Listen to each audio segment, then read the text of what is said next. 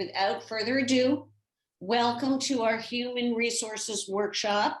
We are delighted to be here again. It's always a great event. We're just sorry that we can't be in person again this year, but next year we'll be in person, and we're already really looking forward to that. So thank you very much for joining us. And without further ado, I'm going to turn this over briefly to Rebecca Rowland, who is the Director of Human Resources at Campbell Hall and has been the chair of our HR Workshop Planning Group. Rebecca? Thanks, Martha. So I just wanted to say hello and good morning, and also welcome you in. I wanted to make sure that I give major shout outs to my partners in crime, the rest of the planning committee. Joining me on the committee this year, we had Dave Carter from the Buckley School. We had Jen Huey from Sacred Heart Schools, Atherton. Kelly Kennedy from La Jolla Country Day School. Jessica McCullough from Archer School for Girls. Angela Oliver from Sage Hill School. Jennifer Rios from Mayfield Junior School. Kimberly Rojas Rodriguez from the Urban School of San Francisco. And then I also just wanted to send a huge thanks to Martha Ambrose and Andrea Marcus, without which this would not be happening. They have the organization and the foresight to bring this all together, and the rest of us are just kind of along for the ride, in a way. So we are moving along at a fast clip, so I will just take a quick moment to introduce Trip Thomas from Gallagher, and thank you very much to Gallagher for being the sponsor of our conference today. Trip is Regional Director of Gallagher's Independent Schools and Camps practice for the Western US. He's been with Gallagher for 17 years and focused on K-12 independent schools for the past 8 years, which I'm sure has been a fun ride. Trip is responsible for practice leadership, services deployment, client relationship development, and strategic insurance program design. Trip frequently speaks at industry events, including NBOA and Cal-ISBOA meetings, as we all know, and I'm so happy to welcome Trip to our meeting. Thank you, Rebecca, and it is such a treat to be here. I want to thank Martha and Andrea and the committee for allowing Gallagher to be a small part of your morning here today. And it's always a pleasure. Darrow, my dear partner and close friend, is celebrating his birthday today, and that is why his birthday was actually last week, but he is off today with his wife, and they're enjoying it. So he sends his best, and of course he would love to be here. So with that, many of you we know already, and Gallagher is so fortunate to get to work with independent school business officers. We are insurance brokers, risk management consultants, employee benefits, wellness program consultants and administrators. And it's been a great pleasure to work with the independent school community over the past 8 years for me, and for those who know Darrow, for close to 35 years or perhaps more. So, enough about us. You have a tremendous agenda ahead of you, thanks to the committee. And what a great topic and theme. Resiliency in the age of COVID could not be more appropriate. And I know Darrow and I are just constantly amazed at the way the business officers, HR folks have stewarded independent schools through this unprecedented time. Not a week seemed to go by without there being a new direction or a new concern or a new development or new, directives from the state and the country and the counties, et cetera. And to be so fleet of foot, so agile and able to roll with the punches and keep your faculty and staff informed and understanding what is the path forward with what we know today. So it's been a tremendous privilege just to watch all of you steward your schools forward through this unprecedented time, showing agility, creativity, flexibility. It's really been something to watch, and your students, your faculty and staff owe you all a great debt for helping shepherd through this unprecedented time. So it's also my pleasure to introduce your first speaker today, Chris Walchuk. Chris is an independent consultant. She specializes in training and program development. She's been at this for 20 years and has worked as an independent consultant on training and development for a number of projects in the HR space. Her clients include nonprofit agencies, universities, healthcare facilities, government agencies, and a number of Fortune 500 companies. And I love that, the areas of focus have been work-life balance, stress management, resiliency, change management, communication skills, emotional intelligence, mental health in the workplace, positive psychology, and many others. I can't think of a better list of areas of focus, particularly in our current environment. So Chris is a graduate of Fordham University and has her Master's of Science in Education from University of North, pardon me, I just went over that. All from Fordham University. So sorry for botching your education, Chris, but without further ado, thank you for your time. I look forward to learning more. Terrific. Thank you, Trip. I appreciate it. Martha, you're going to share our slides now, I believe? Fantastic. Okay. Well, hi, everybody. Welcome. Thank you so much for joining us today for resiliency and techniques for developing a resilient mindset. As Trip was going over some of those areas of expertise that I've been training on for a long time, all I can say to that is I have the greatest job in the world because I get to talk to folks like yourselves about being resilient, about being positive, about getting through life's most difficult challenges. And we all know that that is not easy. And I think that this past year has been a really, really good example of that, especially with COVID.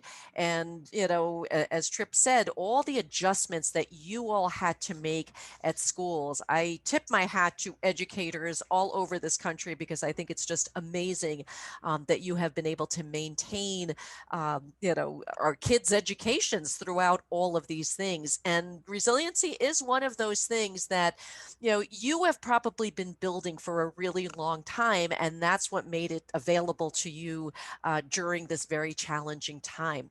So if we move to the next slide, I just want to share our objectives, and they're actually quite simple. We just want to define and understand what resiliency is. We're going to spend really our entire time talking about how do we develop a resilient mindset? What are those things that we can be doing each and every day in order to continue building that so that just like what happened with COVID, as life, throws these curveballs to us, we're able to jump right in and keep things going. The way that we are going to be communicating with each other is via the chat box. And I really want to hear from you throughout this session. The worst thing to me is me talking to myself for an hour. So I really, really would love lots of participation. I want your suggestions, your ideas, your questions. I'm going to throw out lots of places where I am going to ask you, what do you do about this? What are some of your best practices? So please utilize that chat. Hopefully everybody has opened up their chat already. And if you could do that now, if it's not open, because you will need it, and give me a hi or a hello, found it, whatever you want in the chat box, just so I know that you're there, you can hear me, and you are ready to go. Awesome. Wonderful. Lots of hellos. And for me, it's almost afternoon. I am in New Jersey. So for me, it's 11:45. So as I was talking with Martha and Andrea, they were having their coffee. I said, I'm ready for lunch at this point. But awesome. I'm so glad that you're all here. Fantastic. All right. So let me ask you a question before we move to the next slide. And I define for you what resilience is. I want to know what your thoughts are on resilience. When you hear the very word resilient, what does that mean to you? What is resiliency? What is a resilient person? Give me your thoughts in the chat. Endure. Patience, adaptability, tough, strength, strong, adaptable, being able to, oh my gosh, it's going. You guys can all see that, right? Flexibility, strength, lemonade from lemons. I love that. Grit. That's another one of my favorite words. Let's see. Adaptable, strong, good. Silver linings. Yes. And we're going to be talking a lot about that, having that optimistic viewpoint, because that really is a big part of resiliency. But I am going to give you a model that comes from the work of Sean Acor, a positive psychologist that I really, really like. And I think is. Hi, it's Vera from the business office. Hi. Hello? Hi, can you hear me? I can hear you. Hi, it's Vera. Sarah, sweetie, can you please mute? You're showing, there you go.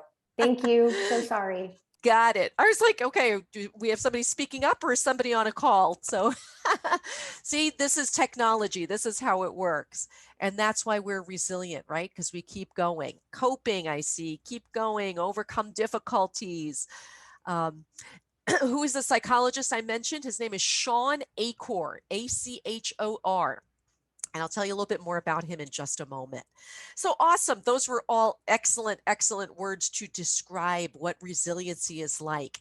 Let's move on to the next slide and let me share with you a few definitions and some of my visuals that I use to help me sort of recognize what is resilience and how can we continue to build it up. So it's the ability to cope with and manage both ordinary and extraordinary life events, as well as the ability to return to status quo good, a status quo good state of being. And so for me, when I picture resiliency, if you ask me, pick a visual, anything that would describe resiliency, to me, it's a rubber band. Imagine if you grabbed a rubber band in your two hands and you started pulling and pulling and pulling. One of two things is going to happen. It's either going to snap, or when you let go, it goes back into its original shape. That's resilience. Snapping is the opposite, right? But when we let go because the event has happened, it's over, and going back to that original state really is what resiliency is all about. People who are resilient are not free of difficulties. It's not like they've never had a challenge or a struggle. But what it means is that they have been building skills constantly that help them get through those challenges that happen and then be able to go back to that original shape. I have two other visuals when I think about building resiliency. One is, and I think this is appropriate, well, at least for me in New Jersey, I've just come off a very cold winter. So you look at your how do you look in terms of, short sleeve weather? I know you guys in California, that's a different story. But, I looked at my biceps recently and said, oh my goodness, I obviously haven't done a whole lot this winter. And so I have started going to the gym and I am working those biceps. And I'm starting to see a little bit of things happening there, a little, getting harder and so more defined. So when I get to that point where I really like how it looks, if I stop exercising, what's going to happen? What's going to happen to that muscle that I developed? Somebody tell me in the chat. Yeah, lose it, right? That's exactly it. It's going to atrophy. Yeah. If I don't keep doing that, maybe I could back off a little bit, but I have to keep doing it. If I don't, it's going to go away. It's going to be back to where I started. And that's how it is with resilience. We can't back off of building resilience. It's something that we need to and should be doing all the time so that when those difficulties come, when those challenges come, I'm able to manage that. My other visual is a bank account, which is kind of the same idea, right? You put money in your bank, the money's there, the bills hit, you have money to pay for them. What if you just decided one day, not going to put that money in there? I'm just going to, spend it when I get it. When the bills hit, you find yourself in trouble. You haven't made the investment to be able to now take your withdrawal, right? The deposit wasn't there, so now the withdrawal is not there. So that's one of the big messages we were hoping to send today is that, clearly we build resilience. We have the opportunity to build resilience every day. Let's do it. And if we move to the next slide, the good news is the capacity to build resilience is in us all the time. We just need to do different things. And we're going to share with you what some of those things are. Before we get to those best practices, though, I want you to take a moment and assess your own resilience. So let's move on to the next slide. And I want you to ask yourself these questions. Yes or no? And take note of anything that you say no to. Do you have a strong social network? Do you easily adapt to change? Can you laugh at yourself? Do you see the glass as half full? Are you confident most of the time? Can you identify your emotions? Do you take good care of your health? Do you view experiences as an opportunity for growth? If anybody said no to any of these, and you're willing to share it with us, and that's what we're here for, right? To help each other build these skills, which one or ones was it? Was it not having the social network? Was it, not always seeing the glass as half full? Maybe not taking the best care of our health? Okay, somebody said adapting to change. Yeah, that one comes up a lot when I ask this question because, look, we're all over the board when it comes to change. Some people love change and adapt to it very quickly, and others don't. Somebody else said missing a strong social network. And, I think that's a few of you are saying that that's especially true now. I think in light of the last year with COVID and our work lives not being exactly the way they used to be, our interacting with our families, our friends, it's made it hard to maintain that social network for sure. But hopefully you've all been doing it. And we're going to talk more about that in just a minute. Somebody said, don't always take best care of my health. Isn't that interesting? And so many of us would probably agree with that. We know that that's so important because when you feel good physically, you tend to feel good psychologically, mentally, emotionally. And yet we get so busy, we don't always do it. I'm going to share an analogy with you that I think really applies to people who are resilient. And that's the oxygen mask analogy. As educators, I'm sure you've all heard this one before, but bear with me because I think it's worth repeating. You're on an airplane. You're listening to the safety instructions. They tell you that if we lose cabin pressure, your oxygen masks are going to drop down. What do you do with it?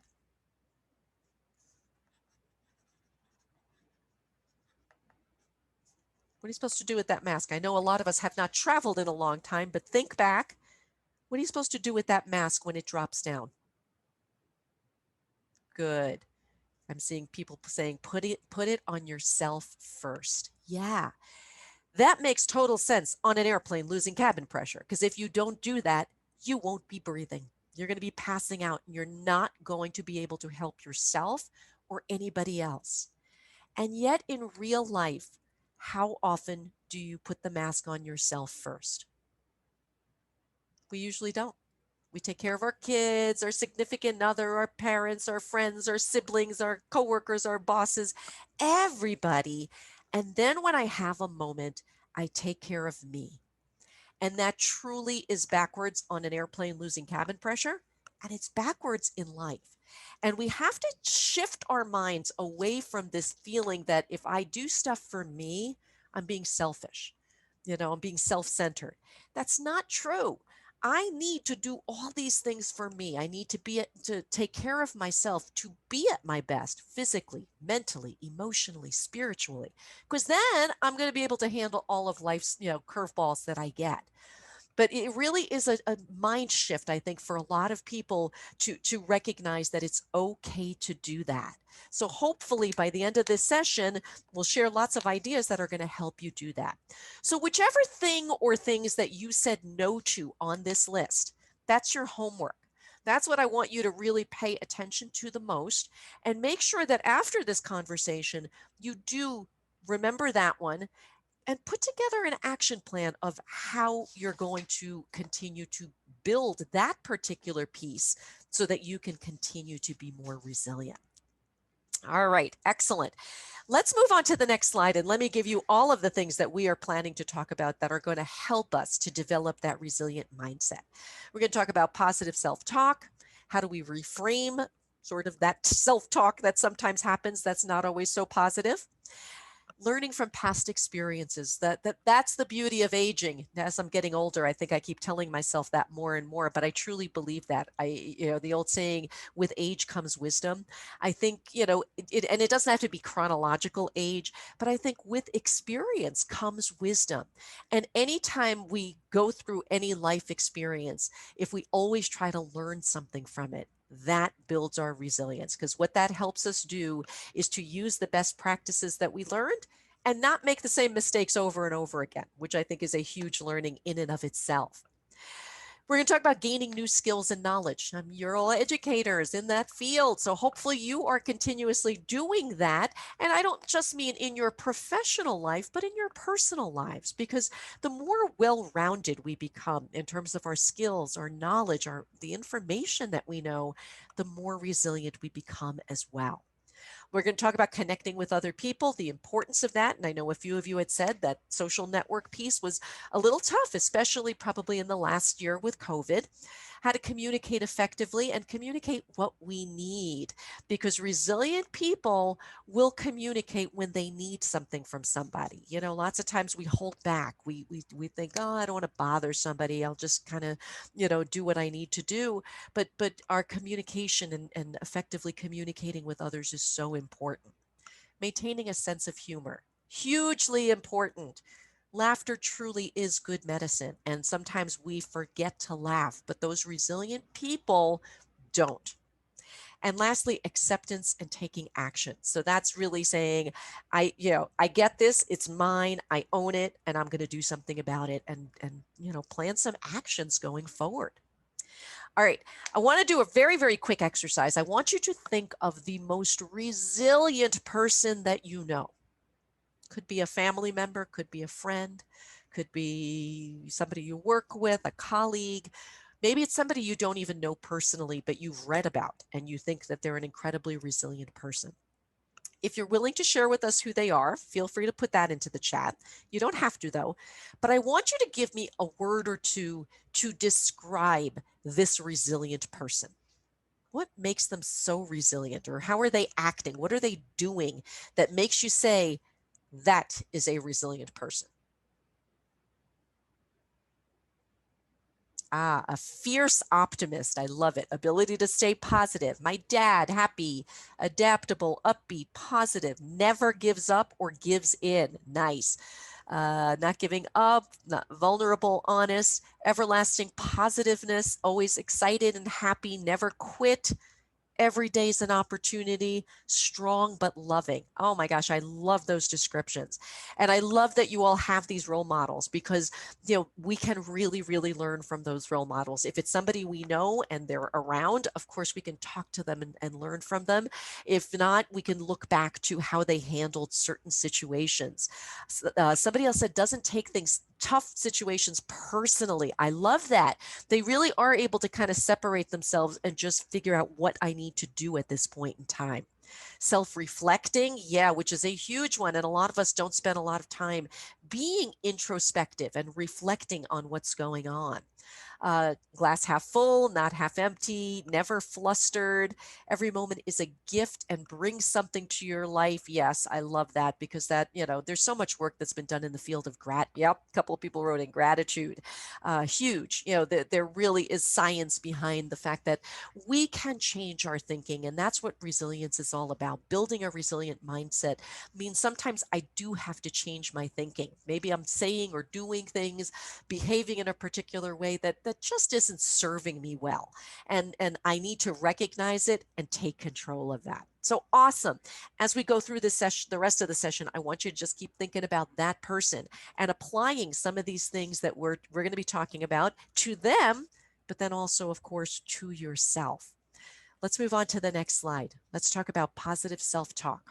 First and foremost, how many of you talk to yourselves? Just give me a yes or a no in the chat box. Yay, an honest crowd. Lots of yeses, totally, constantly, all the time. Me too. Anybody do it out loud, just out of curiosity? Excellent. I love it. I do too. And my two daughters have made it very clear that that is not cool. So I try to keep it, in my head. I love some of the other comments. Yep, in the car, only when cussing. Good. But listen, I joke about this, but we talk to ourselves. We really do. You may want to call it self-talk. You may want to call it just paying attention to your thoughts, whatever works for you.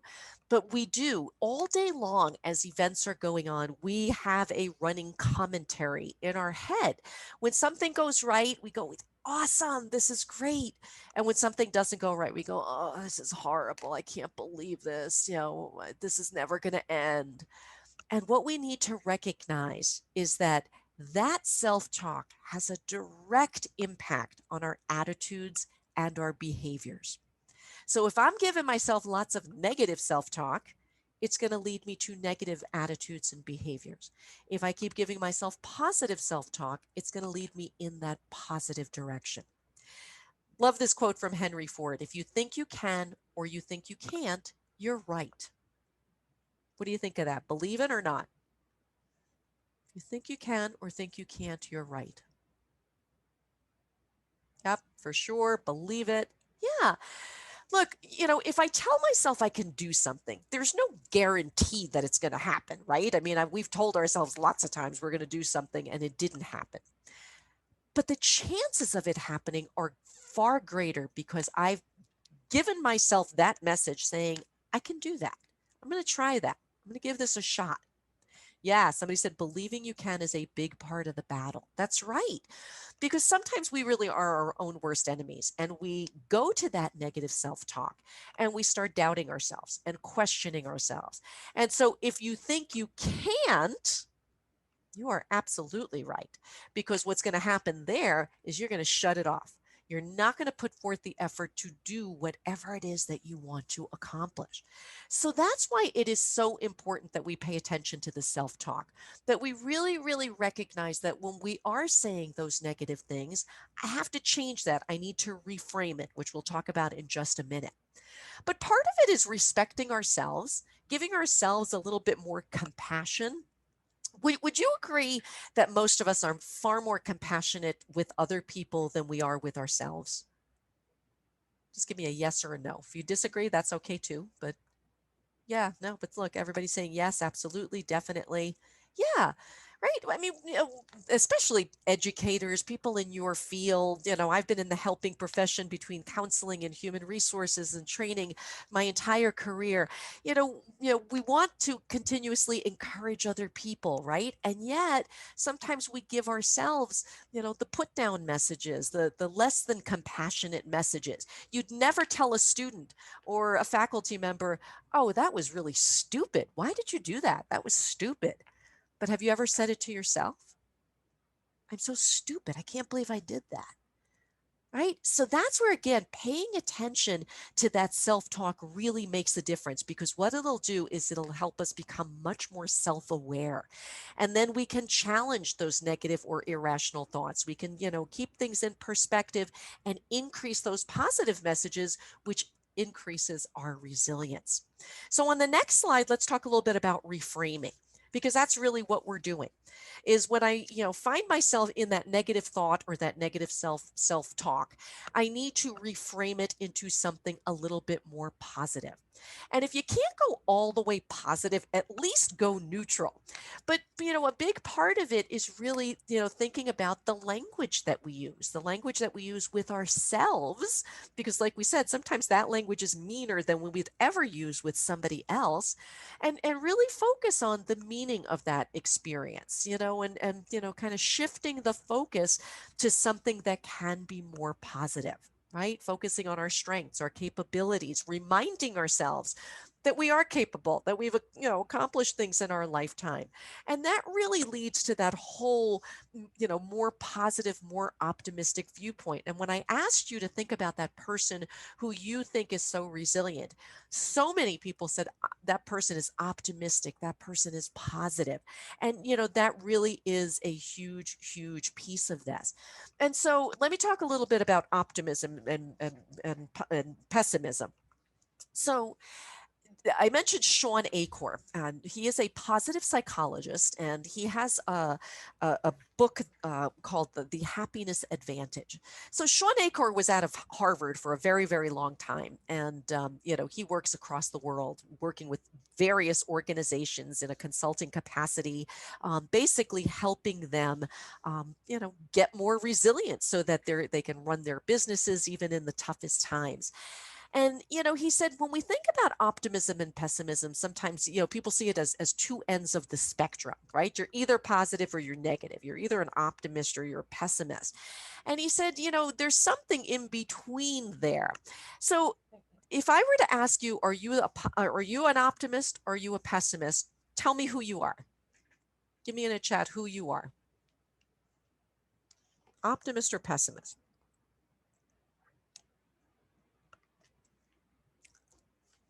Somebody said a little bit of both.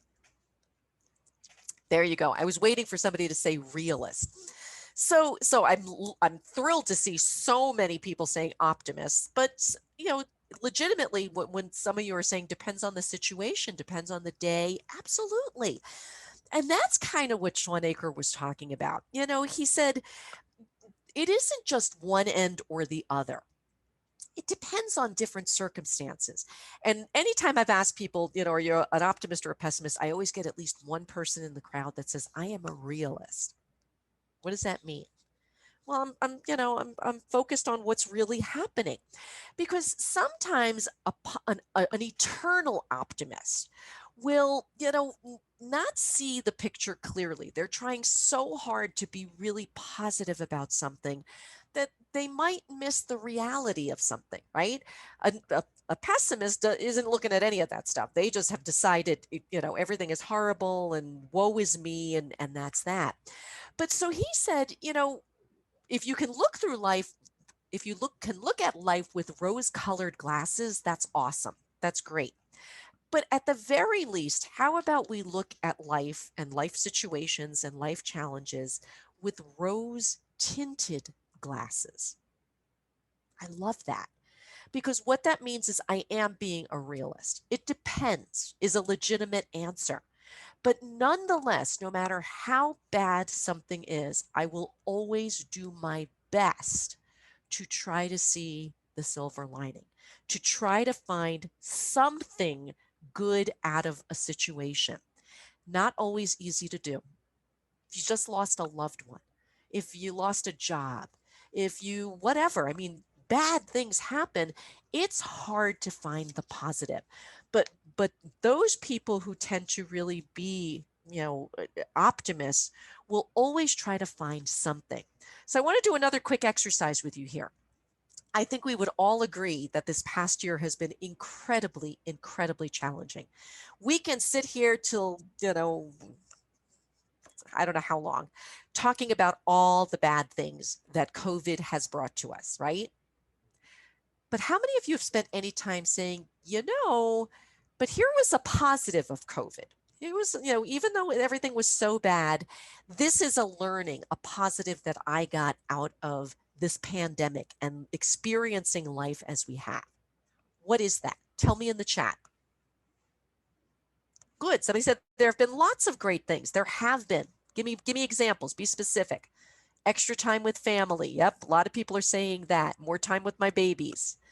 Less commute and no commute traffic. More dog time. Yep. Adult children at home. Oh, that was the one for me. My daughter was a senior in college last year and actually came home. I hated that she missed out on the end of her senior year, but oh my gosh, having my adult child here was awesome. Seeing lots of family, seeing lots of time with children. I'm just looking to see if I'm missing any different ones. We address the pets. My hubby and I can survive retirement. Oh my gosh, that's a great realization to make, right? Because if you've had to be together 24/7, and that's good, because that's a big concern for a lot of people as they approach retirement. Being able to slow down and focus on what really matters. Yes, I've heard that from so many people that, as much as we loved the life we had prior to COVID, very busy, very, interactive, our kids were scheduled to the end, but it was nice to just slow down and think about what are those things that are most important. Enjoying your surroundings. Yeah, I've heard of a lot of people who have taken the time to, fix up their houses, work on projects, because that's where they were spending the most time and they wanted to make it as pleasant as possible. Flexibility of working from home, saving money, on and on and on. So again, I think I caught most of them. Started a garden. The sky was blue. Yes, absolutely. I think that was a huge one that we saw, without all the commuters out. And more connection with family that live far away. Yeah, which was the interesting thing. Here we had to not see people that we would normally see during the holidays or a vacation. And yet Some people made it a point to connect with their families even more because we were worried about each other. We cared about each other, right? And so people are, celebrating holidays on Zoom. They're calling each other more. In the first weeks of COVID, AT&T and Verizon had both reported the kind of volume that they normally get on Mother's Day, which is one of the highest volume phone call days that they normally have in a year. And that's what was happening those first several weeks of COVID because people were checking in with each other. So look at that. Look how we just reframed COVID. We went from, oh, it's been horrible and it's changed our lives to everybody joined in here and had things that they could find. That's what we're talking about. We need to do that anytime we find ourselves in that negative self-talk. We need to switch it to something a little bit more positive and use that reframing to do that. Okay, let's move on to the next slide. Thank you so much for your participation. You guys are awesome. I heard that you were going to be a great crowd, so I'm so happy to see that was true. All right, past experiences. So I said before, with age, there's wisdom with it, and it doesn't have to be age, but it's experiences. And so the idea here when I'm trying to build resilience is that I always use past experiences to build on skills that are going to help me going forward. And so think about past experiences, maybe challenges, difficulties that you've had. What have been some of the strategies that you've used to overcome adversity?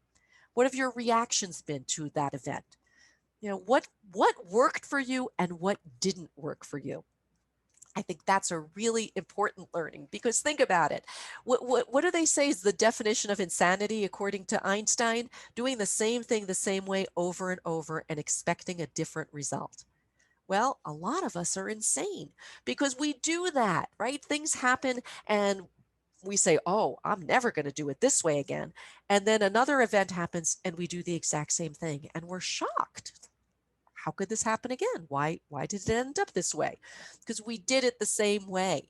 So this is the beauty of past experiences is that there are always learnings as long as we pay attention to them. Give me some examples of learnings that you have had from past experiences. And I realize this is a very broad question. People are going to be talking about all kinds of things. But if you've gone through some sort of a challenge, some sort of a difficulty, just give me a couple of words. What was a learning? What did you realize that maybe you did that you wouldn't do again? Or that you did that you would do again? Somebody said talk less and listen more. I love that. And when we talk about communications in just a minute, that's an important one. Our listening skills, because too often, it's an afterthought after an event happens, and then we realize maybe we didn't communicate as well as we could have. Maybe we didn't listen as much as we could have. Patience is key. Yeah. Pause before responding. Oh, that's an awesome one, right? Because what usually happens is in the moment, in the heat of the moment, we react rather than responding. And so taking a pause, taking a deep breath is actually a great learning. Asking for help, which is really hard for a lot of people. We don't want to ask for help. No, I got this. I can do this. And yet that's what that whole support system is all about. We're all stronger when we have people we can count on. Take a minute or a day or a week before responding when you're really upset about something. Oh, for sure. Because clearly, once you have time to sleep on it, to think about it, your response will probably be different. It's that heat of the moment that very often, doesn't work for us. We all experience events in different ways. Yeah. So recognizing that sometimes we have those blinders on and we just expect that everybody's going to see things the same way we see them. And we don't. And the more open-minded we could be, the better off we can be. Create time for myself. That's a great one in my day. And we're going to talk a little bit more about that, how self-care really is such an important thing. Having that little bit of time to step back, to be introspective, to relax, to breathe makes a really big difference. Somebody else again added, don't be afraid to ask for help. People's responses often have nothing to do with me. We don't know what else is going on in their lives. Oh, that's a really good one. Because don't we do that? We take things personally. We just assume that people are reacting to us, and there could be so much going on in their lives, and they're just holding back. And but they're just kind of letting it out. And unfortunately, it's sending a wrong message. So, step back, be a little bit more patient with that. A couple of you did say patience. And listen and remember, it's not personal. Being uncomfortable in conversation probably means there may be something to learn. Oh, I love that. Yeah. And look, none of us want to be uncomfortable. Oh my God, that was like a perfect segue. If we can move on to the next slide. And that is lots of times we like to stay in our comfort zones. We just do, right? It's comfortable. I know how to deal with this. I know where I am. I know what to do. I'm comfortable here. And when I'm taken out of my comfort zone, that doesn't feel good. And so our quote there's no growth in the comfort zone and there's no comfort in the growth zone, I think is really important. If we want growth, we can't stay in that comfort zone. And to the point that was just made, especially communicating with other people, sometimes I got to put myself out there. I've got to be willing to feel uncomfortable. I have a morning ritual every morning just because I need to start my day off on a really positive note. That's just so important to me. I'm trying to live what I have learned, what I teach. And so I usually get up before everybody in my family. And I actually get upset if my husband gets up before me. I like to have at least 15 to 20 minutes by myself. I make my coffee. I put on some dim lights. I turn on the TV, but I go to the music channels. If you've got cable, usually you have music channels. And from my cable company, there's a spa channel that just plays really nice, sort of piano-scape music, just very calming. And it also flashes quotes, inspirational quotes every like 30 seconds or so. So I sit there for the first 10, 15 minutes of the day and I stare at that. I'm getting inspired. I'm listening to this lovely music. I'm looking at the lights if it's dark in my house. If the sun is starting to come up, I watch the sunrise because from where I sit, I see the sunrise. And I just become very introspective. But that's what gives me the opportunity to think about, what I need to do today. And interestingly, here I'm talking to you about resiliency today, and we have our quote about no growth in the comfort zone. What do you think came up in one of the blurbs today on the quotes? Another's a quote similar to this that said, "A comfort zone is a beautiful place, but nothing ever grows there." And I thought, so true. Same idea as this, but it's so true. If it feels good, right? I feel very comfortable here, but I'm not growing if I don't take those chances, if I don't take those risks, if I don't, if I'm not willing to learn new things and try new things. As educators, people in that field, I know that you are probably feeding your intellectual needs on a pretty regular basis. But do you do it personally as well? How many of you have ever said to yourself, I really want to learn Italian, or I'd really love to learn how to play the guitar, but you didn't do it? I want to hear about things that you have done. Who has learned something new recently? Who has started doing something new? Maybe a new hobby, a new interest. I know, especially during COVID, people have been trying new things and learning stuff. Look at this: golf, rock climbing, cooking, Pilates, quilting, learned watercolor painting. Excellent. Baking, yoga, and it's changed my life. I agree with you. We're going to talk more about that when we talk self care. Origami with my kids. I used to do that when my kids were little. Gardening and cooking, stretching, birding. Oh my God. That was the other thing. One of you had mentioned how the blue skies, that was one of the things that you noticed with COVID. I don't know about you all, but I remember last spring, about a month and a half, when everything just shut down. It seemed to me it was a spring like no other from a birding perspective. And I'm not a birding person necessarily. I mean, I notice them, but I'm not a bird watcher. It just seemed like all the most beautiful, colorful birds were out like crazy. And I don't know if, again, if it's, just being more observant about it, or because it was so calm, they all came out. But those are the kinds of things that we pay attention to and we can learn. Somebody said, learning not to be so cranky with my family because I need to appreciate them more.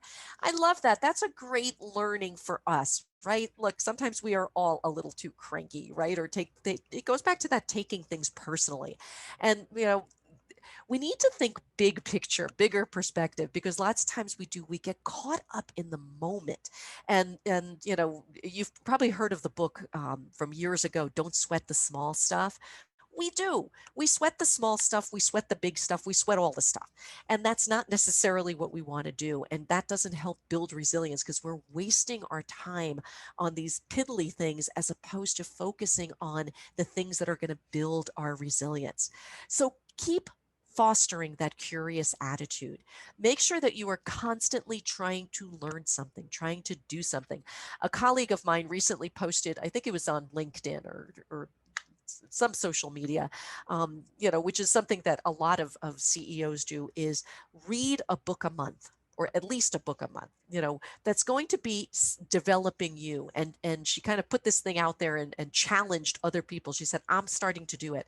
And I challenge other people to do it. Again, we all say, oh, I've been meaning to read that book, or I've been meaning to do this. And I've been meaning just doesn't cut it. We've got to start doing those things. Learning from mistakes. How many of you are reluctant to take risks, to put yourself out there, kind of hold back a little bit because you're afraid of making mistakes or failing at something? I'll raise my hand. I mean, I think lots of times I hold myself back because I think, well, what if I don't do well? I'm known to do well at this. And what if I try this and that doesn't work? Right? And so again, it's that self-talk. It's that second guessing ourselves. Yep. People said, not as much as I used to. Good. So if you've got something to add, give us some of your best practices there. Yeah. Change is always hard. And that's it. But when we're willing to put ourselves out there and recognize, look, failure happens to the best of us. And if we can just recognize that, there's a quote from Thomas Edison. I should have written it down. Now, I really like quotes. Obviously, I sit there in the mornings and watch them. Somebody Google this right now because I know I'm going to get it wrong. It's something about 10,000 ways of getting of 10,000 ways of doing something. I think it's something like, I didn't fail. I just found 10,000 ways that didn't work. Something like that. If I could ask somebody to quickly Google that. I don't want you multitasking while we're doing this, but somebody do that for me right this second because I want to get the exact quote. But it's something along those lines. But that's a great way of looking at it, and think about all the things that Thomas Edison had come up with, all the inventions that he had. Imagine if every time he tried something, it failed. He said, okay, well, forget about it. And he didn't. He kept trying and trying. And anybody who's accomplished anything has ever done that. Okay, here we go. I have not failed. I have just found 10,000 ways that won't work. Thank you, Rebecca. Yeah, absolutely. What a great attitude of learning from our mistakes. I always tell this story. So I know you guys are on the West Coast, but I'm an East Coaster, born and bred in New York, live in New Jersey now. So I've traveled a lot on the East Coast. So I used to go to Maine a lot.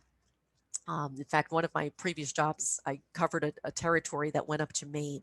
So Ben and Jerry's ice cream, even though you're in California, I'm sure you've all had a Ben and Jerry's ice cream, most awesome ice cream on the planet. Those flavors that they come up with are unbelievable, right? So if you go to the factory, the Ben and Jerry's factory, and if anybody's been there, I want to hear from you. Up in Vermont, it's in Vermont, they, on their grounds, they created a little graveyard. And they put little gravestones of the names of flavors that didn't make it. They call it the graveyard of flopped flavors. Why would you do that? Don't we want to forget about the flop flavors? They've got plenty of good ones. Don't we want to forget about that? Why do you think Ben and Jerry's would go out of their way to create this graveyard of flopped flavors?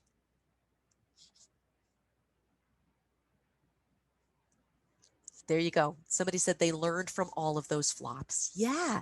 They want to remind people that, listen, if we didn't try these crazy combinations, we'd probably be serving vanilla, chocolate, and strawberry ice cream, and that's it. But we were willing to step out of that comfort zone. We were willing to try pickles and chocolate chips and, sardines. That one didn't work. I don't know. I made that up. That's not a real one. But they were willing to take a chance. And so we don't want to forget that. We want to recognize that with all of those flops came so many other ideas, right? When you think about brainstorming, what's great brainstorming? Where we take one idea from somebody and another from another person and we start combining and we're building on things. That's what we're talking about. And somebody said, no, we don't want to forget because that's how we learn. That's it. Right? Exactly. And so I love that as an example of we can all be doing that for ourselves is just recognizing it's okay, but learn from the mistakes, right? Which we talked about already. If I keep making the same mistake over and over and over and over again, that's not helpful. But if I learn from it and I build on it, that's awesome. That's when people really, really grow and build that resilience like crazy. Traveling, I know again, this past year has been, a little bit difficult with that, but when we travel to different parts of the country, different parts of the world, when we're exposed to different cultures, that really opens our eyes to a lot of things. Anytime we take on any kinds of new interests, hobbies, all of those things. So the idea here is constantly do that. Challenge yourself with all of those things. And if you fail, don't beat yourself up over it. Be like Thomas Edison and recognize that you just found something that didn't work. Okay. And now I move on to, what might work and keep working towards those goals. So that's a good one. I think that's a really inspirational piece of this that I think we can all benefit from. All right, let's move on to the next one, and that is our connection with others. We already said how important that is because truly it takes a village. It really does. I mean, we all know that we need other people. We need our colleagues. For our work life, we need our families and our friends. And maintaining and starting and building and maintaining relationships is not always easy. And certainly during COVID, it was harder than ever for a lot of people simply because of the distancing, the inability to be able to be with each other and spend time. But anything and everything that we do, whether it's spending time with somebody face to face or virtually, is going to add to that relationship. We learn more about each other. We, share our own experiences. We become more honest with each other. We trust each other more. All of these things make a huge difference. You don't need a ton of friends, but you need a few that you can count on when the going gets tough. Making sure that we're expressing our appreciation for people on a regular basis. And I just want to, at this point, throw in a little bit about gratitude because a couple of you had mentioned it earlier. So, how many of you practice gratitude? Have any sort of practice to do that? If so, tell us what you do. Maybe keep a gratitude journal. Heard anything about it? Good. Somebody said yes, bullet journal. Oh, good. Somebody else is journaling. Super.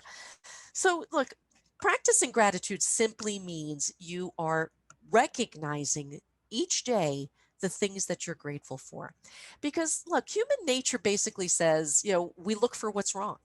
And part of it is because we're problem solvers and, oh, that's broken. I need to fix that. But when we're always looking for what's wrong, looking for fault, we miss out on a lot of stuff that's working for us. And so a gratitude exercise is simply that. It's recognizing every day what I'm grateful for, what I'm thankful for, things that went right for me today. I want to do a really quick gratitude exercise with you right now. I know it's still early for you, so you don't have as much to be grateful for as I do because I'm 3 hours ahead of you. But just today, from the minute you woke up this morning, tell me something that you're grateful for. Oh, and I love somebody said I have given thanks at the end of the day. Good one. I do the same thing. All right, my dogs, coffee, literally count my blessings, cool weather, cold brew coffee, my daughter, my husband. I ate a healthy breakfast and did yoga. My family, no traffic, my spouse, my new home, beautiful sunrise. Look at this. I mean, you see it coming. I don't want to repeat the same ones over and over, but our health, coworkers, daughters, walking and chatting with my son on the way to school. Beautiful home. Yeah, kids off to school on time without rushing. I love that one. Oh, and Martha is grateful for Andrea. I love that. But seriously, we have so many things that we are grateful for each day, but sometimes we don't take the time to recognize it because we're thinking about the one or two things that went wrong. Seriously, you may have 50 or 100 things that went right today. What are you thinking about mostly? The one or two things that didn't go right. You're not losing sleep over the 50 or 100 that went right. You're losing sleep over the one or two that didn't go right. And so that is what this is all about, is shifting that thought process. And it takes practice, just like yoga is a practice, just like meditation is a practice. I need to get into the practice of doing it. And those people who are doing it every day make a really big difference, for ourselves. So we want to be practicing gratitude on a regular basis. Help getting into the seminar. Yay. So somebody's grateful. I love that. Excellent. So that's what we want to do in terms of that connectedness with other people, being available for other people, supporting other people, especially as, we've been going through COVID. It's starting to look better now. I'm so grateful. That's one of the things I'm grateful for. I told you in New Jersey, but the New York, New Jersey area got hit really, really badly in the beginning of this, as did California, and Washington State. But, we were very slow to come back, but now it's really starting to come back. And I'm so grateful for that. But I also hope that we don't do it too fast and wind up in the same place, because I'm liking seeing people again, and again, still being careful, but doing those things. Anything that you need to do to nurture those relationships, do it. And volunteerism is another great way, whether that's formal volunteerism or helping a neighbor. Again, I think, a situation like COVID has given us opportunities to find those times when we can do that and really connect with other people. That is really that lifeline, right? And we want to keep doing that. Resilient people have people. They, again, doesn't have to be quantity, it's the quality of the people. They know they have at least a few people they can count on. All right, if we move on to the next slide, just want to spend a moment talking about communication. And really the focus here is mostly on those listening skills. And one of you had mentioned listening before. And look, resilient people communicate effectively. They take time to listen. And when I say they listen reflectively. They're giving their undivided attention to what's going on. They listen to understand, not just to respond. And think about that. A lot of times we listen just to answer a question. I'm listening until I think I know what you need from me, and then I stop listening and I turn it off. But resilient people listen to the end, because there might be other things going on there, other messages. And so when I listen, I can effectively then communicate back to somebody. And I need to communicate effectively with other people, because that's where I get to practice assertiveness. And think about that person that I asked you in the beginning that you felt is resilient. Would you say that they're assertive? And now assertive is not the same as aggressive, right?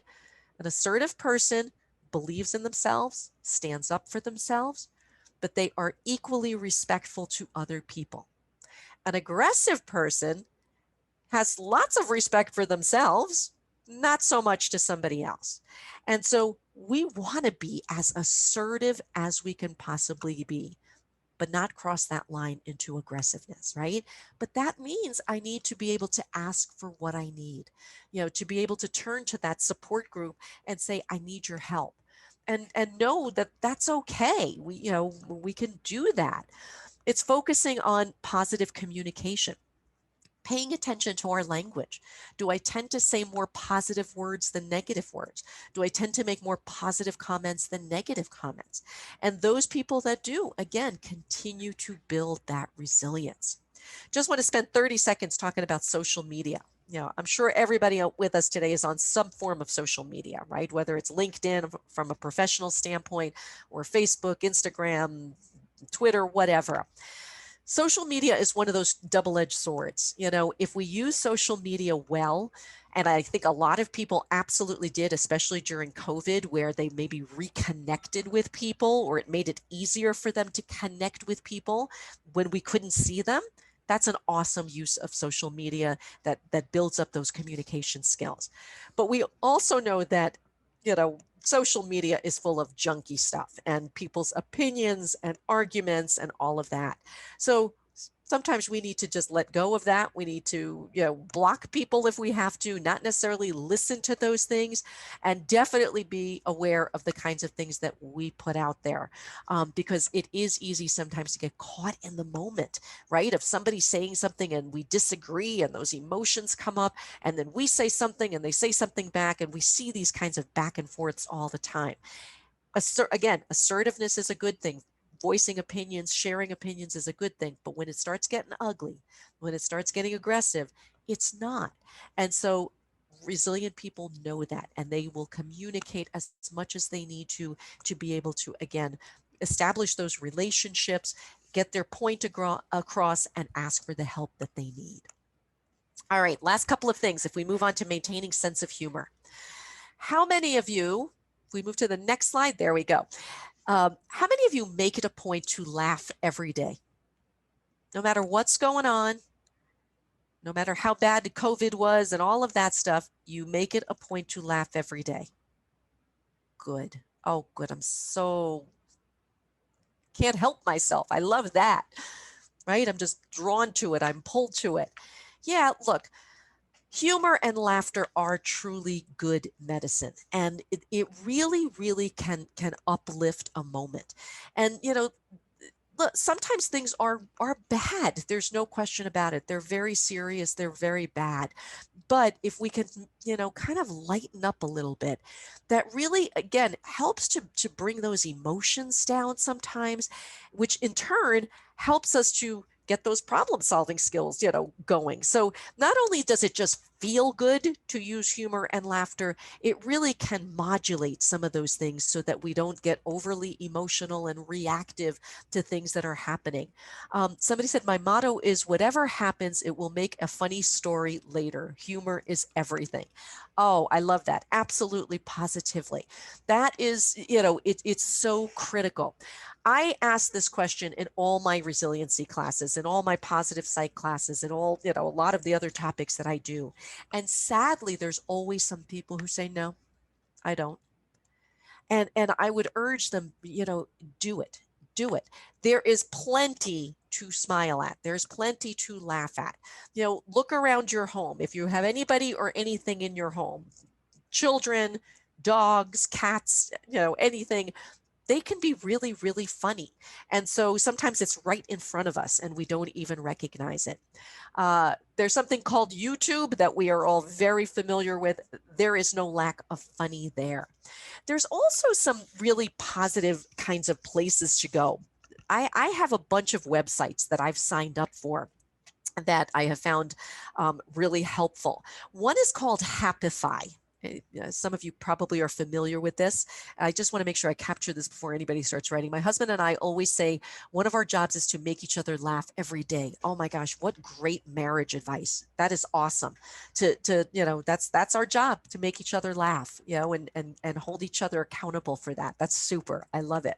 But anyway, let me give you some resources here. If I could have either Rebecca or Martha or Andrea put these in the chat, because I want to focus on them and not spend my time poking at the keyboard. Happify, Happify.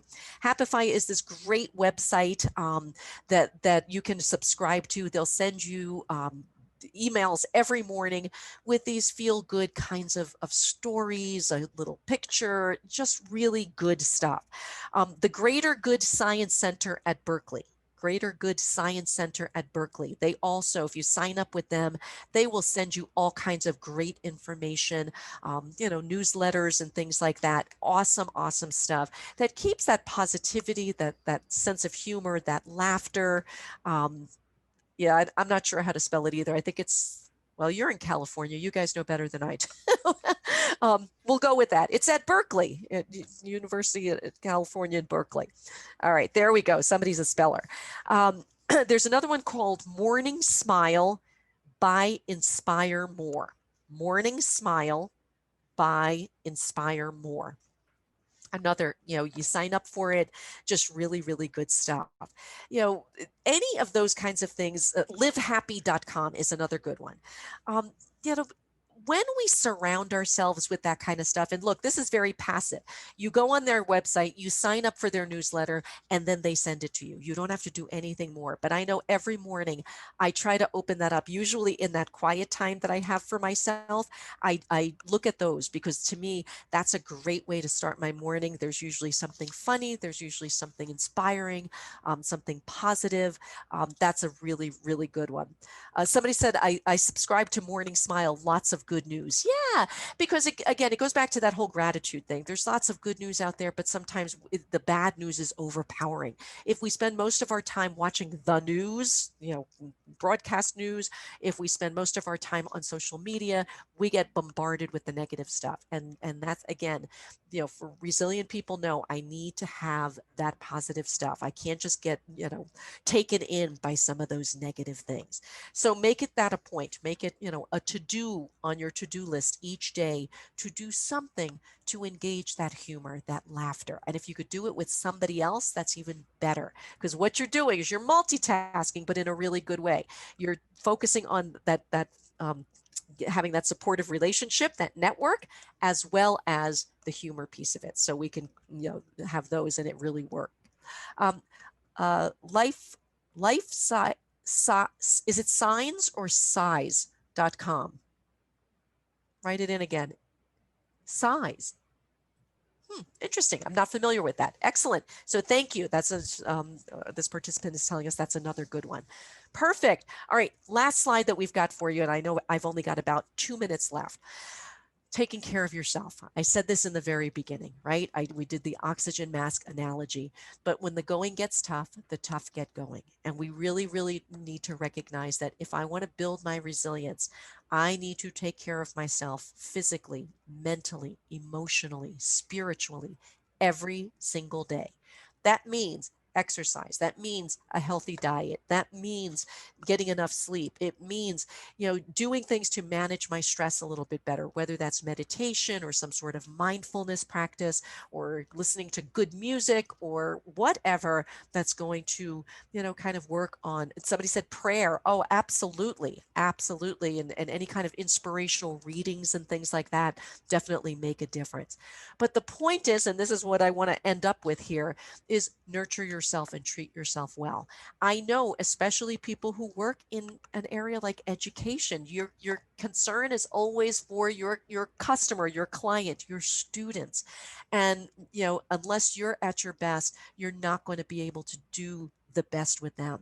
So please invest in your resilience. Do everything that you can to build that resilience every single day, so that you can be there for all those people who it matters to. I see people are, and so we have about 1 minute left because I do have to close off in just a minute. Anybody got anything else to add to this list? Put it into the chat right now. Anything else that you feel we can do to become more resilient? And I see sleep is everything. Prioritizing sleep is critical. I absolutely agree with you. And there's tons of research to support that. Getting outside in nature positively, absolutely. Mindfulness. Mindfulness session is happening next, right here after the session. I hope you all go there. The ocean. Yeah, the ocean is a big one. And just so you know, California is one of my favorite places to visit. So we'll have to do an on-site one of these days. Time away from electronics and talking with friends. Excellent. Perfect. Well, thank you all for joining me today. Martha or Rebecca or anybody, I don't know if you want to just say any closing remarks before I drop off. Oh, Chris, thank you so much. And we look forward to talking to you again.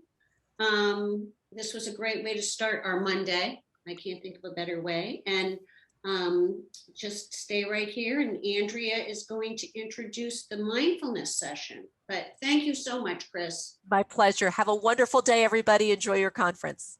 Thank you, Chris. You're Thank welcome. you, Chris.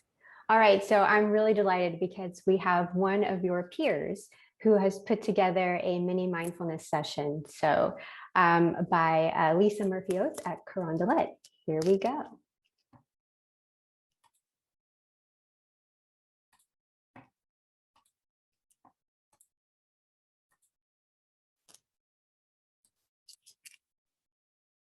And I'm the Director of Operations at Carondelet High School. One of the things I do to start my day is through this wonderful exercise of mindfulness. That meditation, it helps me to focus. It builds resiliency. It lowers my stress. It helps me not only to connect with myself, but be a better self to others.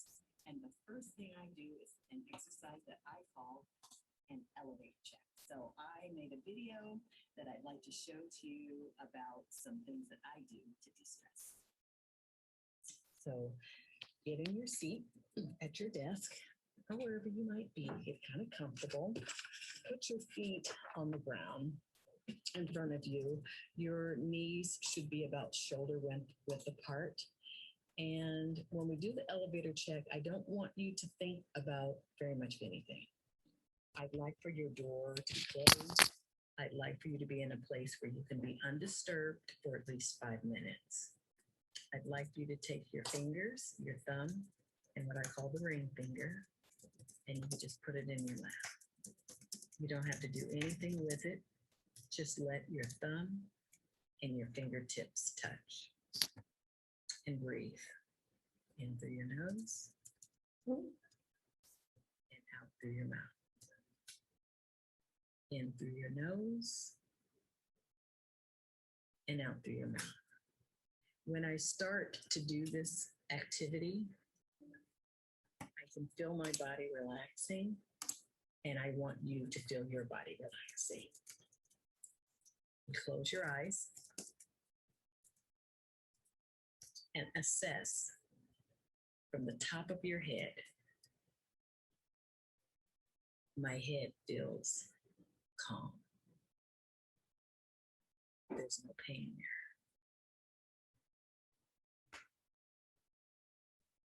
My breath is normal. My neck has no pain. My shoulders are relaxed. Take a deep breath in through your nose. Exhale through your mouth. Take your neck to the side, your head to the side, to the front, to the other side, and to the back. And do that slowly. 2 more times. 1.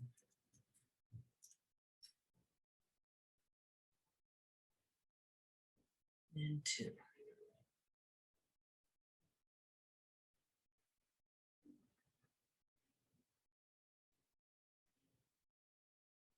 Deep breath in. Exhale. Feel your chest, your core, your seat, your thighs, your knees, your legs, your ankles, and your toes. If you can, spread your toes. How are your shoulders and your forearms and your elbow and your wrists? And your hands should still be gently touching your thumb and your ring finger. Relax and open your eyes. And doing these exercises, this breathing technique, accompanied with the elevator check for your body, creates a spirit of wellness that allows you to relax and get started on your day. I'm hoping that you found this 5 minutes of fabulousness an effective way to start your day. Have a good one. Thank you so much, Lisa. That was amazing. I want to start my day that way every day. Thank you, thank you, thank you. And I appreciate everyone indulging with the sound. So thank you. Oh, no worries. We'll sort it out. All right, well, we're on a break and then you head off to breakout rooms. We have 3 options and you can find those all on the Cal-ISBOA page with the different links there. So we'll have 2 rotations of breakout rooms back to back with a 10-minute break in between.